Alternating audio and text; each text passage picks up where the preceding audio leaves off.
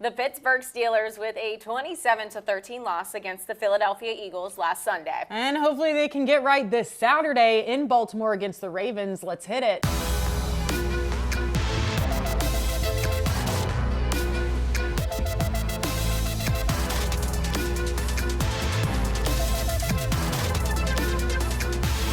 What's up, everybody, and welcome into another episode of Every Blade of Grass with Cole and Cass. Alongside Cassidy Wood, I'm Suzie Cole.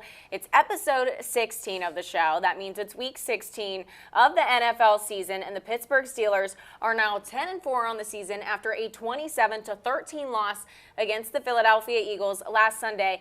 And Cass, it looked like the first half they kind of got something going, and then the second half it was just downhill after that. Yeah, you know, Suze, it's such a bummer. We were all hyping it up all week long. The Eagles are 10-0 at home against the Steelers dating back to 1965. We were really hoping that the Steelers could go in there and get this win, but now the Eagles have it 11-0 against the Steelers at home. Just so unfortunate. And yeah, like you said, the Steelers didn't touch the ball. The Steelers offense didn't touch the ball in the final 10.5 minutes of the game. Najee had that fumble. I think actually, weirdly enough, the NFL stat guys gave the fumble to Russell Wilson. But as we all saw, either way, the ball was fumbled. And then they did get the ball back one more time. They were forced to punt. That was a wild move, I thought, by Coach Tomlin, punting when you're on the 46-yard line, down 2 scores. You decide to punt, and you never get the ball back again. The Eagles ended up going on an 88-yard drive, 22 plays, took 10.5 minutes, and finished the game. Well, despite the bad that did come from last Sunday, some good. We can always count on, I feel like, these two from the Steelers this year. Chris Boswell and TJ Watt setting, yet again, personal records, franchise records. Yeah, I mean, Boswell, 37 made field goals this season. That's his personal best. And then TJ Watt, he has now forced 33 forced fumbles, so broke a 1994 record, the year I was born, by the way. So, long time ago, I know for a fact that happened. So a big congratulations to both those guys. You know, a crummy outcome, but at least they broke a couple records. Now, speaking of TJ Watt, after that game against the Philadelphia Eagles, unfortunately looking like he rolled his ankle. So this is the time where we always go over those injury updates. Cass, give them to us for this week. Yeah, Suze, that one really scared me. I tweeted immediately, please just be a foot cramp. Please just be a foot cramp, because he was grabbing his foot and he was walking around. So I was very hopeful. It did come out that he did roll his ankle. He got an x-ray after the game and he did tell the media that nothing severe. So fingers crossed that, you know, he can be back at it at practice this week, because, I mean, it's a tough stretch ahead. And the Steelers, we'll get to it later, but the Steelers are very much in a tight race right now with the Ravens for this playoff spot. So really, really hoping he'll be back. Now, sticking with the defensive side, Deshaun Elliott also still injured, did not practice today. And then on the offensive side, George Pickens. It's looking like that hamstring could possibly sit him another week. I mean, hey, the Steelers have playoff aspirations. They want to make a deep run this year. So it does make sense that they take those extra precautions like they did with Russ. I mean, they waited a long time for him to come back, and I could see kind of the same thing happening with George Pickens. It is a bummer with Pickens being out against the Ravens, though, this weekend, with the Ravens having the second worst pass defense in the NFL. But we'll get more into that later. You talked about this Ravens matchup being big with playoff implications on the line. Now, the Steelers have clinched a playoff spot despite losing to the Eagles last weekend. That was crazy. But that makes this game against the Ravens that much more important on Saturday. Yes, it does, because, I mean, they're only one game ahead of the Ravens. So here's the deal, guys. Let's make it easy on everyone. The Steelers win in Baltimore, and it's a done deal. They have that 3 seed. We are all good. We don't have to worry. If they lose, this is when it gets chaotic, you guys. Get out your notepads, everybody, because you're going to need them. It does get chaotic, because if they do lose, then both the Steelers and Ravens would be 3-2 in the division, so they would be tied.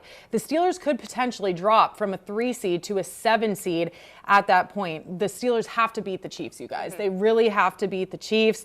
And then that final game for both teams is against AFC North teams. And as we know in the playoffs, it depends your divisional record. That's what determines your seeding. So right now, if they're tied, like if the Ravens end up winning and they're tied, and then the Ravens play the Browns in their final game, the Steelers play the Bengals. So they could be tied again. There are so many ties. Like, it goes on and on. There's a list of tiebreakers that I don't even know who goes over them for everybody, but it goes from what is it's even divisional, the next, and then it's strength of conference or strength of schedule or strength of your opponent's schedules, and then it goes to your conference wins. So like AFC conference wins, which I mean the Steelers do have decently more, but yeah, there's just so many what ifs with this. The 5 to 7 seeds right now are the Ravens, Broncos, Chargers, but then of course that could change too. Yes. So all of it is very much up in the air. It's a very tight race still down to the end, but let's just say if the Steelers can just win out, just make everybody's lives easy. Just win out, and then they get that home playoff, get that 3 seed. That would make everyone happy. Of course. The Pittsburgh Steelers are taking on the Baltimore Ravens a day earlier this week on Saturday. So this episode, of course, dropped a day earlier this week. And Cass, our Christmas episode is going to drop very soon after Saturday's game. It's going to drop sometime on Sunday. And what's that going to entail? Yeah, guys, this is really exciting. We're giving you a little preview here of what you can expect. It's just going to be a fun time. We have a bunch of bloopers from this season. Like Suzie said at the top of the show, this is episode 16. So we have a lot of fun times, 16 weeks doing this together. So we take a look back on all of it and have some fun. You guys will definitely want to check it out. Again, the Christmas episode is going to drop Sunday morning. The Pittsburgh Steelers are still on the road, this time hitting Baltimore to take on the Ravens on Saturday. And Cass, you know what time it is. Time to go over those CC's 3 keys of the game. And all of you back home, you know how important this game is. Playoff implications are on the lines. This is basically a must-win for the Steelers if they want that top spot in the AFC North. So let's go over the keys to win this game. Cass, first and foremost, win the turnover game. Yeah, I mean, right now, the Steelers are actually tied for first in the league in forcing turnovers with the Bills. Very, very impressive. They need to keep doing that. It is going to be very tough. It's looking like Deshaun Elliott might not be playing. And so, hey, it's up to Dante Jackson. It's up to those other corners, JPJ. They need to get out there, force those turnovers. And TJ Watt, we just talked about him, too, breaking that record, forcing 33 fumbles. And unfortunately, him and Alex Highsmith need to do that again on Saturday. All right, how about pass the darn ball? I talked about this earlier in the show. The Ravens, they have a really good rush defense. However, their pass defense allows more than 255 passing yards per game. Take advantage of that, Russell Wilson. Yeah, and it's going to be tough if George Pickens sits out of this one, but I do feel like kind of a broken record bringing up these tight ends. You guys, though, Pat Freiermuth was targeted 3 times in Philadelphia. He caught the ball twice, and one of those was for a touchdown. Yep. I still don't understand why we are not using the middle of the field more, why we are not targeting Pat Freiermuth and Darnell Washington more. I really hope that we see that more in Baltimore because I do think it's going to be a game changer if they can open up that middle of the field. Okay, Cass, you said it there. Speaking of sounding like a broken record, the penalties. Come on, guys. It just seems like they're silly at this point. I love that word. But the unsportsmanlike conduct, what are we doing here at this point in the season? That is a big reason as to why the Steelers lost against the Eagles last week. Yeah, look, I mean, it was an emotional game. We all understand that. And there is some debate right now, like the Eagles guys should have gotten flags too. The refs were complaining that, or saying that they didn't see any punches thrown by them. Then video came out afterwards that, in fact, they were punching on Darnell Washington. Look, at the end of the day, you just can't do that. I get it. It's an emotional game. But at the end of the day, you're trying to make a deep run in these playoffs. You have the assets right now. You have the key components to be able to do that. So don't screw it up by these stupid mistakes. It just doesn't make sense to me. Also, shout out Zach Frazier for getting in there and breaking it up and pulling his guys out of there. Because if it weren't for him, it probably would have gone on a lot longer than it should have. It's that time of the week where we go over our picks, our over-unders for all of you back at home. But we're just going to break this one open with saying that this spread right now on Tuesday before Saturday's game for the Steelers against the Ravens, it kind of doesn't make sense right now. It does not make sense. The Steelers are favored at -6, and the over-under is sitting at 45. Why after the game that we saw between these two last time? Yeah, I mean, the Steelers didn't even get into the end zone last time, so I don't really understand how they're favored by a touchdown, basically, when they didn't even score one last time. And what do I always say, Suze? I love Tomlin as a road underdog, but it makes me nervous as a road favorite. It makes me very, very nervous. By -6. That's yeah, okay. I mean, it's scary. Yeah. All right, well then I think it's time. What do you think score-wise? You're asking me first? All right. I'm thinking that the Steelers are going to win. Here's the thing. Okay.